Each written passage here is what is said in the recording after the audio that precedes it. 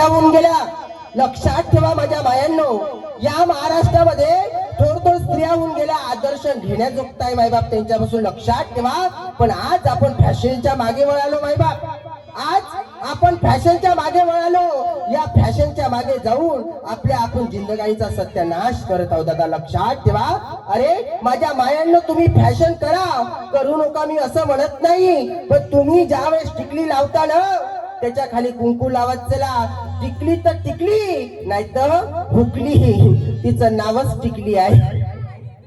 टिकली तर टिकली, नाही तर हुकली. कुंकू लावताना टिकली, त्याच्या खाली कुंकू लावत चला.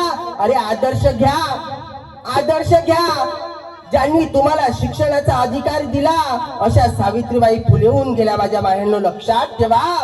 आणि ज्यांनी या महाराष्ट्राला राजा दिला, ज्यांनी या महाराष्ट्राला राजा दिला असे छत्रपती शिवाजी महाराज, त्या जिजामातेने सुद्धा कपाळाला कुंकू आणि डोक्यावरचा पदर कधी खाली पडू दिला नाही. लक्षात ठेवा माझ्या मायांनो, कपाळाचं कुंकू आणि डोक्यावर पदर जर घेऊन, काय असतं डोक्यावर पदर घेण्याचं महत्व आणि कपाळाला कुंकू लावण्याचं महत्व मायबाप, लक्षात ठेवा.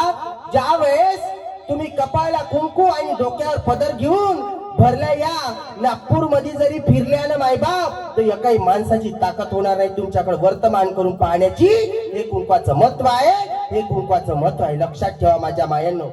अरे थोडं